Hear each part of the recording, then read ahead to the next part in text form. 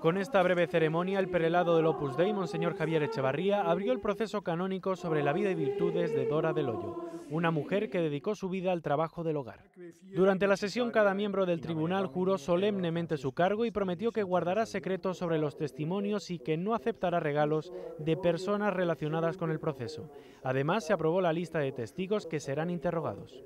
In nomine Domini, ego, Severius Echevarría, Episcopus In nomine Domini, ego Joachim Jovei, Judes Delegatus. In nomine Domini, ego Joseph Ludovicus Gutierrez. Ac superfama Santitatis, Megnom, super miraculis ingere serve Dei salvatricis del Hoyo.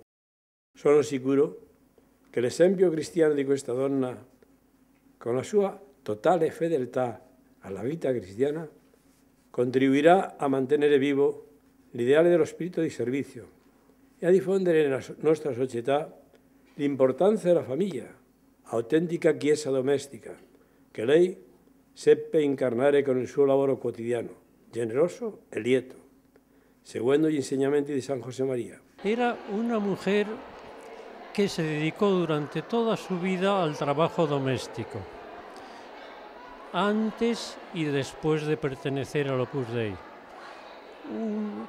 Una tarea estupenda que consistía en hacer agradable el hogar de una familia. Dora del Hoyo nació en 1914 en Boca de Huérgano, en León, España. Muy joven, nada más concluir sus estudios elementales, empezó a trabajar como empleada del hogar.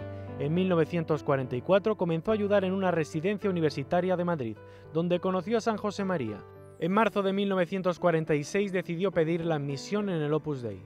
Ese mismo año se trasladó a Roma, donde trabajó hasta su muerte, el 10 de enero de 2004. El prelado del Opus Dei quiso que fuera enterrada en la misma capilla en la que estuvo el sepulcro de San José María, y junto a la tumba de su primer sucesor, Álvaro del Portillo. Durante la apertura del proceso, muchos recordaron que Dora decidió dedicar su vida a una labor que consideraba fundamental para la familia y para la sociedad entera. Estaba convencida que para construir un mundo mejor hay que crear un hogar sereno, con un ambiente de armonía y de buen humor. No ha dicho nada extraordinario, pero la verdad es que ha seguido el camino de San José María, ¿no? Que nuestro padre le llamábamos, San José María, y él lo que ha venido a decir es que se pueden ser santos en el camino, en el medio del mundo, ¿no? Cada uno realizando su trabajo profesional pues en la medida de lo posible, mejor que pueda, ¿no? Y por amor de Dios. Y esto es lo que hemos visto todo el mundo en Dora, ¿no? Que es lo que parece que ha hecho realidad, ¿no?